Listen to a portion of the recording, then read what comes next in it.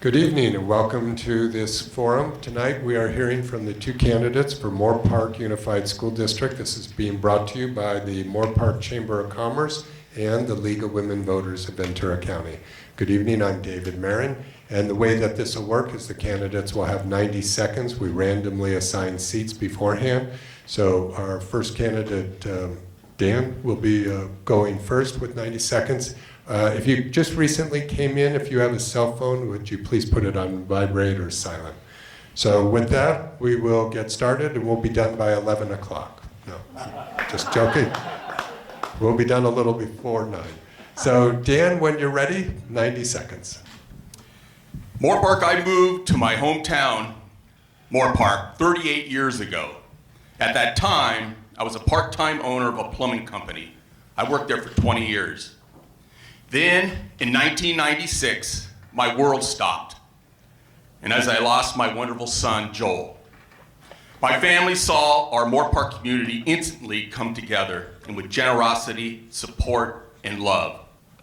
So, at the ripe old age of 42, I became inspired to serve my community, the same community who helped my family during the darkest time of my life.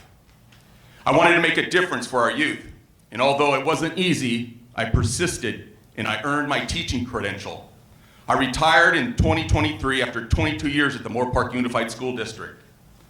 I know what it takes to motivate our students, and I know how to help our teachers inspire in the classrooms. From coaching Little League to coaching Moorpark High School baseball, I have made it my purpose in life to help our children succeed. Now, with my awareness of a successful business and effective classroom, I want to bring my passion and my experience to the Moorpark School Board. I want to continue to give back to our amazing Moorpark community, and I will be honored to represent you and your children. Thank you. Our next candidate is Scott DeTore. Thank you. My name is Scott DeTore, and I am running for re-election to Moorpark Unified School District Area 2. I am running on behalf of my neighbors, the parents, their children, and our community, and our teachers who asked me to run again. They initially asked me in 2016, again in 2020. In 2016, I was asked to run because they felt, and I believe, my 30-plus years of experience as a firefighter gave me tremendous skill and ability in crisis management, the ability to handle pressure, communicate clearly. I ran, I won, I brought change. Myself, and I won't take all the credit, and my fellow board members stabilized our budget. It's been stable for the last 8 years. It's been in the black. Being in the black, being positive, has allowed us to bring and improve, greatly improve, the learning experience and learning environment of our students, as well as increase and better the lives of all our employees. It is because of them that I am here. They asked me to bring change 8 years ago. Now they want me to keep that course. They want me to keep the course to improve the lives of our community, our students, our employees, the district as a whole.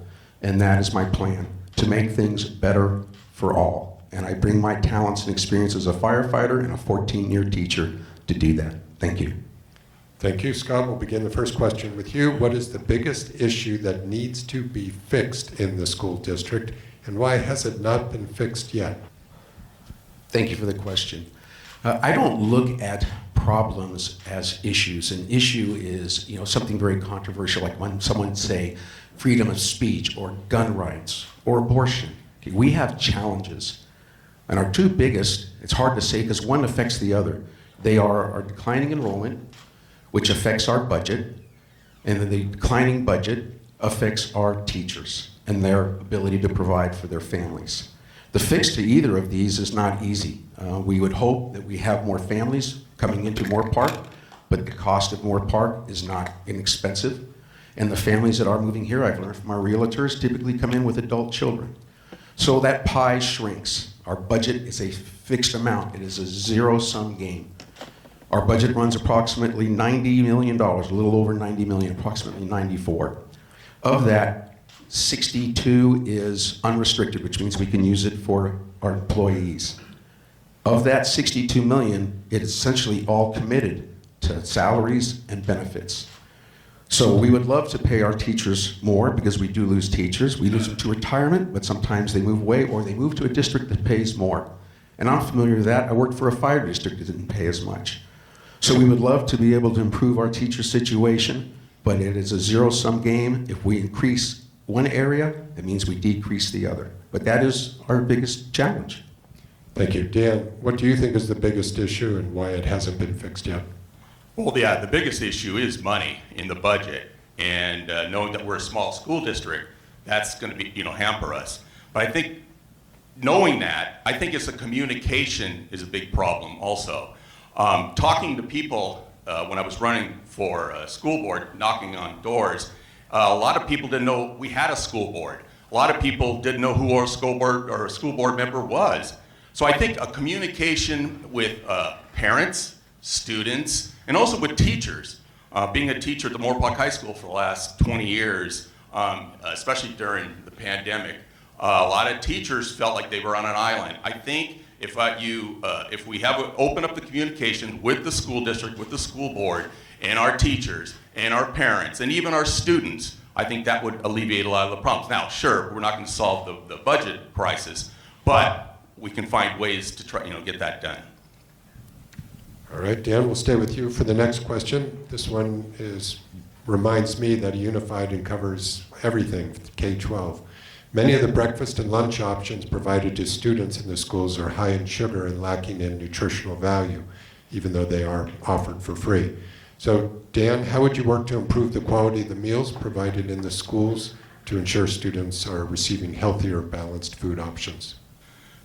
If we had enough money, we could probably do a lot better food. But knowing that you're restrained from the money, looking at some of the menus, especially at the high school, when I was working at the high school, and some of these kids at lunchtime would bring these into my classroom. Lunch with a PBJ sandwich with all the sugar intake, the yogurt parfait with all the sugar involved. You're not going to eliminate all that because it would, the cost, preserving of the food. But I think what we can do over time is eliminate one thing here, one thing there, and kind of make it more of a nutritious, breakfast and lunch for our kids. Because cinnamon crunch crumb cake with so much grams of sugar to our kids is not good. And I think over time, little by little, we could put some healthy snacks in there and some healthy food. Thank you. Scott, same question to you about nutrition. Yes, the school board is aware of this. It has been brought to our attention, and our food services unit, they are compelled by the state to follow certain guidelines set down by the federal government. So they have the need to comply with those, but they are working, because it has been brought to our attention, to change this. Again, sugar diet, we know that obesity is a problem in this country. High sugar diets are not the route to avoid that. So our board, our school, our district is addressing this. It is being addressed, and we are bringing menu changes for our students, and they should be seeing them in the very near future. Okay, Scott, we'll stay with you for the next one. Let's take a moment to learn a little bit about each of you. So share with us, Scott, your involvement in the Moorpark community, volunteer organizations, other groups that you participated with, and tell us a little bit about your views on volunteerism. Okay, very good. I think volunteerism is an absolute necessity to really a successful and thriving community. We all come from different socioeconomic backgrounds, so some of us have more means available to us to help others that don't have those means. And I have participated that in my whole life. When I look back on myself and my life, I started early on as a firefighter. I had this calling, I still have this calling to serve the public. I became a firefighter, and shortly after marrying, my wife got on the fire department. We moved to Moorpark in the mid-'80s, raised our 4 children here. They all went to high school here. And the reason I bring that up is obviously with 4 children, we were heavily involved in youth sports. I coached for, I forget how many years, at least 10, probably more than that. Moorpark Striders, I coached for a while. Moorpark Little League. I had the fortunate experience of coaching Ryan, Dan's youngest son. I think I may have been his T-ball coach. From there, in the early 2000, I was asked to coach at the high school. I was the offensive line coach for freshman and JV football. So I have multiple experience with volunteerism. I think it's key to our community. Another position that I volunteered for, was asked to volunteer for. Our supervisor, Janet Pardman, asked me to do the Ventura County Emergency Climate Council. So I'm her rep on that council. Thank you. And Dan, let's learn a little bit about you as well, your involvement in the Moorpark community and what your views are on volunteerism. Oh, big time in volunteerism. When I came to Moorpark, I was involved in Moorpark Little League for over 10 years with both of my sons, Ryan and Joel. After that, also involved in basketball and youth sports throughout that time. I've also started actually coaching baseball at the Moorpark High School before I became a teacher. I did that for a couple years. Wanted to do that for a job. That's why I became a teacher, to become a coach. I did that over 24 years as a coach. Volunteer also for my son's foundation, with the Joel Birchfield Memorial Fund. We've raised money for that to give out scholarships to graduating seniors at Moorpark High School, to Moorpark Little Leaguers, to youth football, to cheerleaders. And over the years, of the 10 years, the foundation has given out over $100,000 to help the children of our community. When I retired in 2023, I joined the Moorpark Rotary Club, the morning club, and we've been doing some volunteerism that way. And also being a church member, a deacon at my church, we also go to the community and do that too. So those are all the things that I've been doing as a volunteer in Moorpark. Thank you. Dan, we'll start the next question with you. The Moorpark Unified School District Board of Education has claimed that the COVID return to school in October 2020 was a great success. Do you agree with this statement, and explain why you think it was a success or it was not? I think it's a success if you're a school board member to say, look, we opened up the schools, Moorpark schools, before everybody else. That may be true, and that might have been the right thing to do or the wrong thing to do, we don't know yet. But what I do know, being a teacher during that COVID period, who we should have been the success for was the Moorpark teachers. The teachers, as myself, had to learn how to put all your lessons on the internet. You had to put it on a computer. Then afterwards, when they came back, you had 3 or 4 students in the classroom while you're teaching at least 36 kids looking at a computer to 4 or 5 in the classroom with a mask on, talking for 5 hours a day, and afterwards spraying down the desks afterwards, and coming back and doing it day in and day out. If you got COVID, then you took your week or 2 off, but if you got it again, your sick days were not paid for. So yes, that was success because of the Moorpark teachers. Thank you. Scott, share with us your views about was it a success to open in October 2020, and what would you do differently?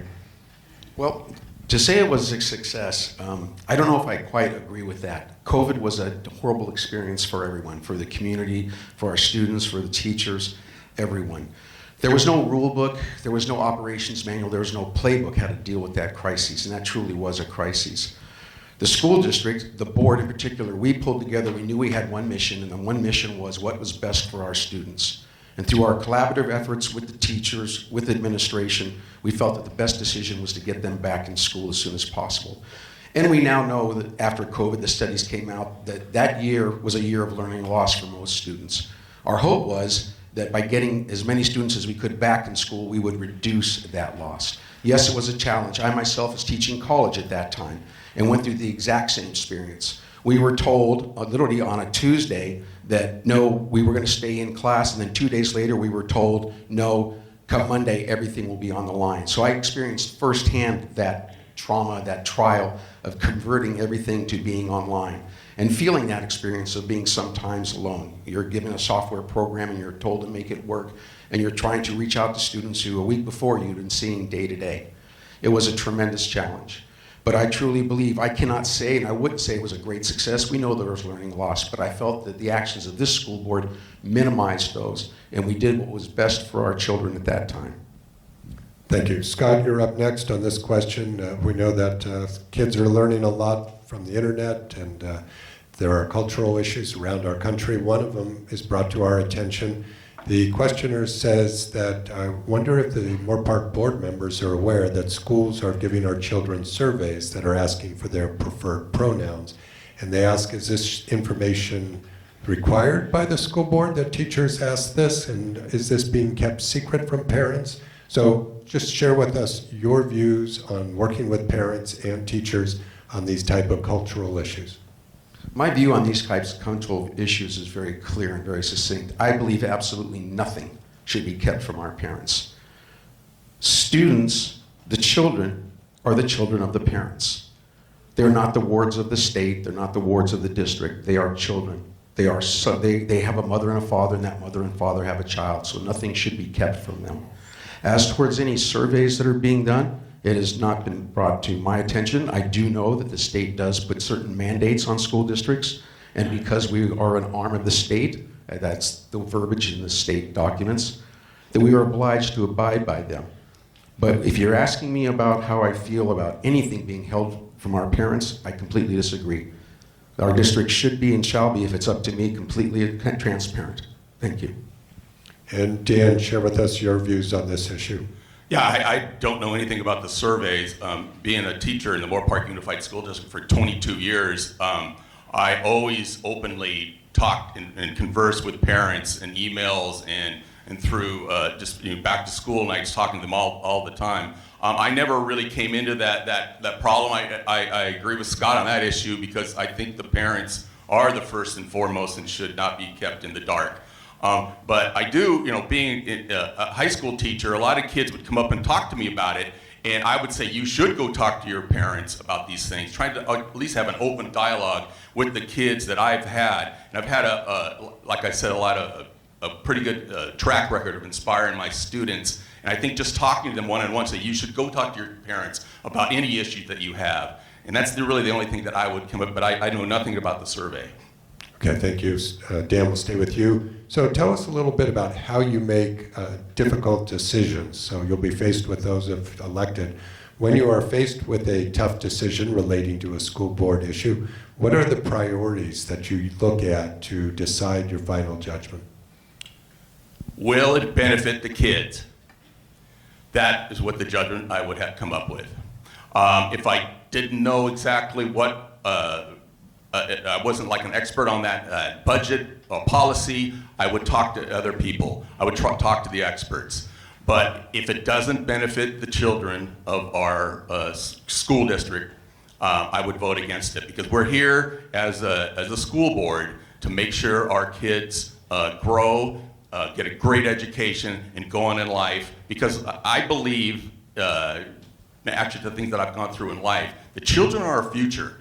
And to do that, that's what we need. I just feel that the children will come first.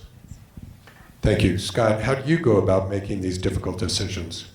Thank you for the question. As Dan said, first and foremost is what is best for the children. And the classic example I can give you the most spot on right now is COVID. There was a lot of soul searching. We did a lot of research. We looked for collaboration, consolidation of ideas.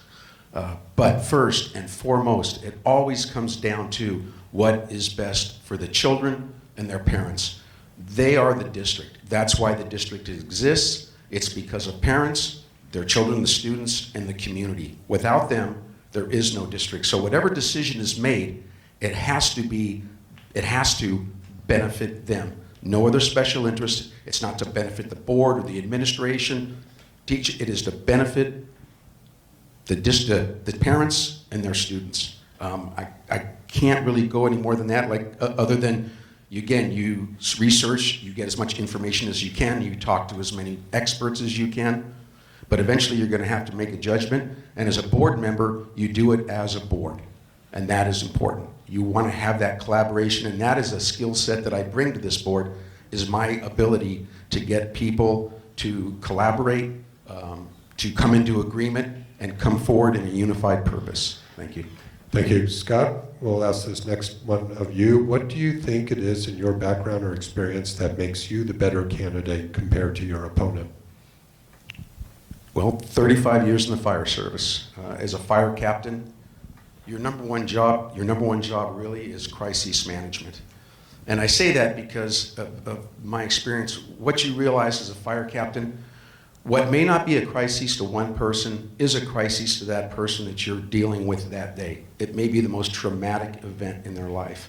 And from that experience, I've learned to be able to listen with an open heart, an open mind.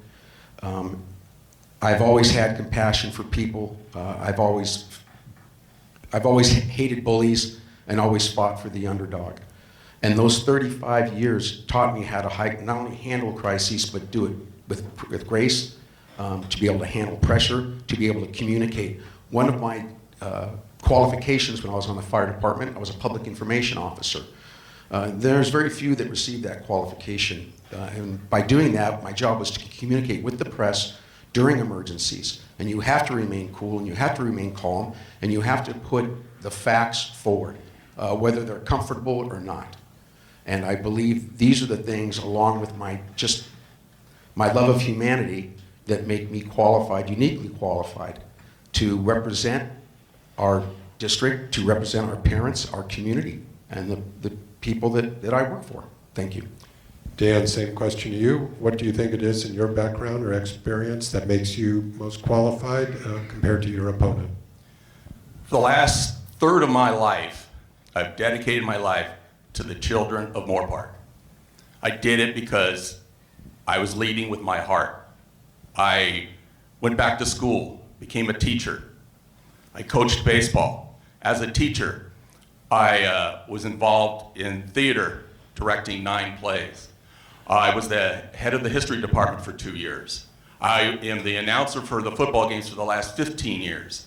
I did that all because I love the kids. I'm equipped and qualified to become a school board member of this town because with all my being, I love what I do. I found my passion and my purpose in life to become a teacher, to help the students of this community. And through this campaign, I found out a lot from having some of my former students to kind of like say a few words about it. And I kind of looked back on it and I said, you know, Birchfield, you've probably already won because all these students, you've affected their lives.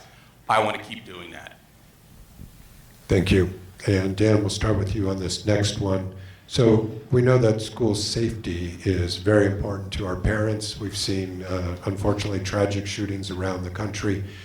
If you are elected, tell us about your policies to either protect students more, harden schools. Do you have thoughts and plans and strategies for this? I do. First and foremost, the safety of our children should come first. There's no doubt about it.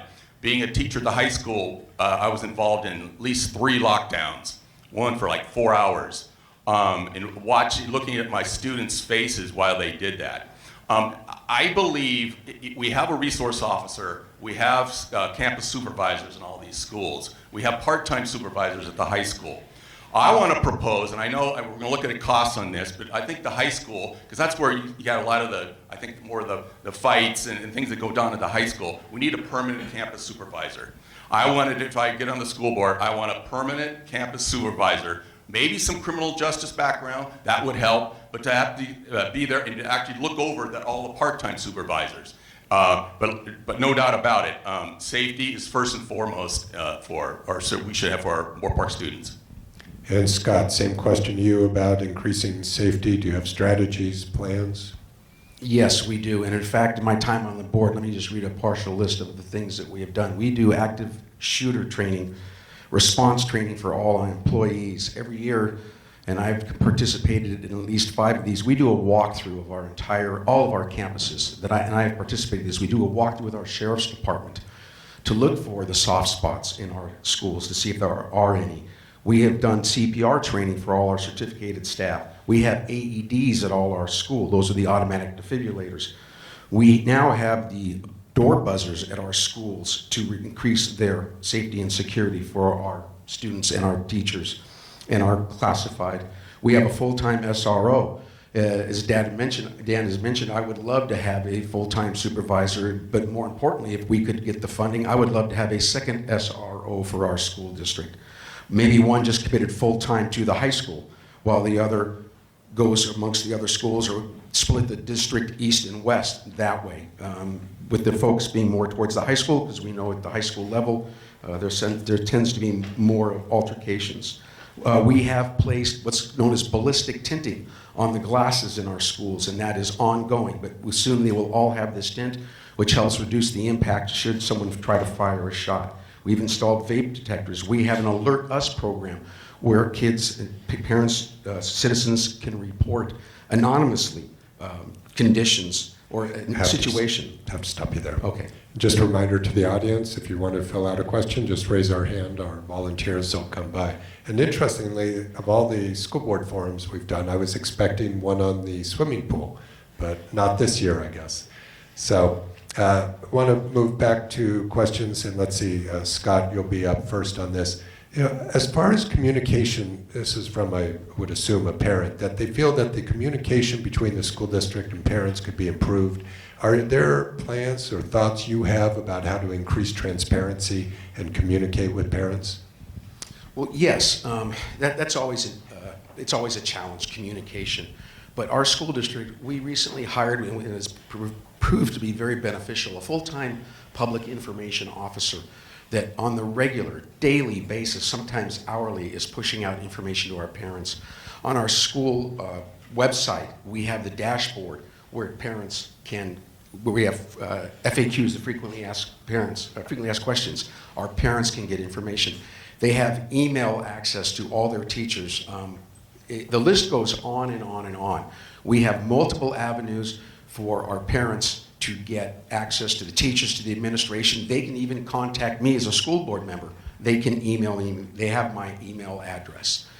So in terms of increasing communication, I guess you can always seek more improvement, but we have in place right now multiple avenues for our parents to gain access to any question they may have or any concern. Shoot, they can email our superintendent, Dr. Kelly Hayes, directly. How much is enough? I don't think there's ever enough for transparency. We always, that's probably our number one thing when it comes to communication. It's about transparency. The school district is here for the parents. Without the parents, there's no school district. So they are number one when it comes to communication. We do the LCAP survey every year. We wish we had more participation in that. We push that out over the internet, over emails. We ask them, please survey, survey, survey. Thank you. Dan, tell us about your plans to increase communication. Like I said before, talking to parents, handing out flyers, that was one of their number one issues about not knowing what's going on all of a sudden. You know, why is this happening in the schools? Why is this happening in the schools? Talking to teachers, I went to the high school when I was running and asking teachers, what can I do for you? And they were giving me, well, see, the district has put this down. Nobody even talked to us about it. I wanted to propose something that I think would help. And if I become a school board member, Moorpark school board member, every 3 months I would like a town hall meeting with parents, teachers, and students, and just hash out the issues. Get up there and say, this is what we've done these last weeks. This is what we're doing. Any issues with you. Now, you're not going to solve all the problems, I understand that, but that's going to open up some dialogue between the parents and the teachers. The teachers feel more wanted because they're not out there on an island by themselves. They're going, oh, this is why we're doing this. I think all these put together will open up the communication, and kind of like, and being a communicator myself, being a theater major, I would be perfect for the job to go up there and talk to parents and talk to teachers and say, this is what we're doing. What can I do for you? Thank you. Dan, we spoke a little earlier about safety and all that, but as this person points out, that a lot of times we're just putting more and more responsibilities on teachers. I mean, is there a limit, and are there best practices as far as how we work with our teachers, and maybe we're expecting too much? Yes. As a teacher nowadays, it's almost like you're a second parent. And that was part of the job that I kind of liked, though, but it was like some of the things you just couldn't do. As a teacher, especially at the high school level, we had more like 38 students in each class, and trying to reach out to, talk to each one of those students was kind of hard because there's a lot of kids in that class. As far as safety goes, I think one of the bigger things, and I think we just started this year, was getting rid of the cell phones at the high school, because that was a big time problem about like fights, and everybody wanted to get it on their cell phones, or people cyberbullying each other on saying things about getting people all riled up. That was a big problem, or that was a problem solved. I think the district did a good job getting rid of the cell phones. But no, the safety of our children, it's a job of a teacher. Like I said, it was like if something has to be done, they'll say, okay, we'll do this. Mostly the board itself would put it on the teacher, and I think we should add other people instead of just the teacher. But I do agree they're added a lot on the teacher. Thank you. Scott, share with us your views about how much we're putting on teachers. Is it too much? Are there changes you might make? Yes, there is. I agree. I believe that there is too much. But one thing I want to make clear, the school board never puts anything on the teachers. It is the state. The state passes laws, our governor signs mandates. The school is compelled to follow these. I know for myself, and I can speak on behalf of our other board members, we constantly, continually ask that question, which is, when is it enough? A lot is asked of our teachers. Unfortunately, in this day and age in our society, teachers are becoming like second parents. Due to economic issues, you have both parents working. And it's sad. It's sad, but it's the reality that we live in. What is the breaking point? I hope we never find out. I really do. I hope we never find out. But right now we have to do the best with what we have. And that's why I know for myself and my other board members, we continually strive to try to make our teachers' job as easy as it can possibly be, so that their focus can be on educating. They shouldn't have to be the counselor. They shouldn't have to be the parent. Okay? But quite often they are. Okay? And that can be a good thing. I'm not opposed to it. I was, like I said, a coach, a teacher. It was one of the greatest, I guess, the nicest things ever said to me was from one of my former players who said, "You were the only dad I ever had. You were the only dad I ever had." So yes, I agree. We can't put too much on teachers, but who knows where that limit is. Thank you. Thanks. So Scott, we'll stay with you, and guess what? I got the question. Will Moorpark schools ever get a pool? Thank you. Let's hope so. Let's hope so. I know that there has been conversations between the district, the city, and in fact, even our very own Moorpark College. My hope is that someday we do have an aquatic center, but there are tremendous challenges, especially logistically. Number one, first and foremost, is getting a site. Now, there has been talk about different locations within the city, within the district, that this could come true. I know from the school board's aspect, from our perspective, we are all for it, but there's a big caveat, and that is due to our budget constraints. It cannot become a liability to the district. We would love to partner with the college and with the city to make this happen. We know it would be a benefit to everyone. But again, there are challenges, and someday I hope to see it. I certainly do. I'd love for an aquatic center, especially for our underserved children. Our newer neighborhoods, quite often, they come with the neighborhood pools. But the older part of our town, the downtown area, they don't have access to that. And that would be wonderful for them to get that. So if you're asking me if I'm for it, I sure am. It's all of those little details that need to be figured out. But hopefully someday in the foreseeable future, we see an aquatic center for Moorpark. Thank you. Dan, same question. Do you think we'll ever get a pool? Do you have ideas about how to get one? Well, I'm not sure. Being, 38-year resident of Moorpark, and there's been talk, we should put one here, we should put one there. We need the money, and that's the big problem, like Scott says. Maybe we can find a donor out there that will get it done, put it in a school, because I think that's probably the only way it's going to get done. I don't know, to me, it would always say a great place to put that pool would be like where the basketball is sort of right behind Royal Vista, but like I said, the cost of it and the maintaining of the pool is going to be tough, but someday, hopefully. Okay, well, let's deal with an issue that's also going to be very serious, and that is declining enrollment. One of you did even mention that, I think, earlier on. But Moorpark currently is looking at a declining enrollment. We know some of that is due to younger people waiting longer to have children, lower birth rate in not only Moorpark, but in the entire county. So with declining enrollment also comes the issues of closing schools and teacher layoffs. So I'm wondering if we learn more from you fundamentally, how would you approach this? Where would you try to make the cuts? And what would you try to avoid for declining enrollment? And Dan, you're up first. Yeah, a lot of the declining enrollment is a lot of young families can't afford a house here in Moorpark. Maybe the recent developments may help that, but that's a big problem. The declining enrollment, I think what we could do is trying to find avenues, what we've done so far at the school, trying to find ways for, a lot of families I've talked to have gone to private schools. They don't want to go to public school. Make the public school more inviting for more people. That may get some more enrollment.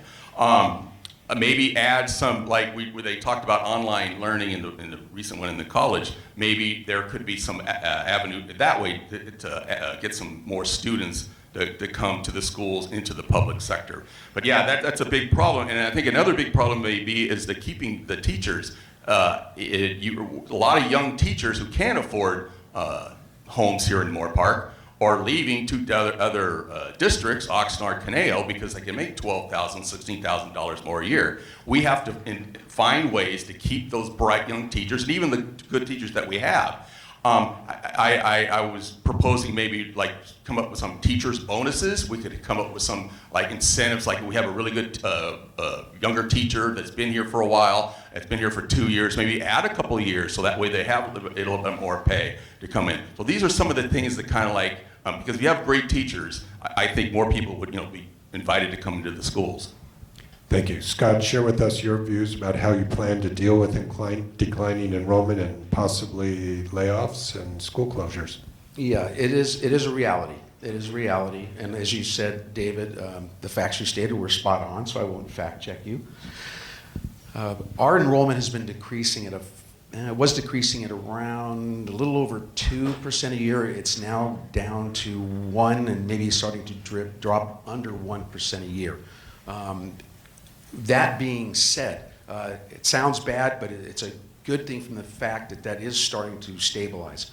With the new housing that is coming in, our hope is that our enrollment will increase, but we're not overly optimistic. As I stated earlier, talking with our local realtors, we know that due to the cost of the homes in Moorpark, that a lot of the newer families that are moving in, they're moving in with their adult children, not their school-age children.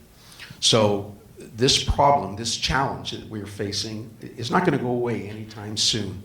To deal with it, yes, we will have to right size, and we hope that will happen through attrition. That's what we were able to deal with it in the past. As our teachers age in their profession and retire, we have been able to do that. But the closing of schools is always a last resort for this district, and we hope that day never comes. Thank you. Thank you. This will be our last question, gentlemen, and I'm going to let it be a little more political. So you're both candidates in a race in this particular area. Which endorsements are you most proud of? How do you think that your endorsements show that you're the best choice for the school board? You're up first. I'm up first. Is this closing, or is this the last question? This is just the last question. Yeah. Okay, let me start with my endorsements. I haven't been endorsed by our county supervisor, Janice Parvin, our sheriff, Jim Freihoff, city council person, Renee Delgado. I've been endorsed by Jackie and Jason Flame, who are businessmen in this county. They are active in Rotary. I've been endorsed by the teachers union. I received their full endorsement back in June. In fact, Brian Feifeld, president of the MEA, who's actually a good friend of mine. Brian and I go back about 20 years when we coached together. He personally called me to let me know I had been endorsed by the MEA by a unanimous vote. I've been endorsed by the firefighters, Ventura County Professional. I've been endorsed by ex-superintendent Terry Williams. I've been endorsed by ex-board member Jeff Donabedian. And I'm sure I'm forgetting a few others. But what I'm most proud of those endorsements,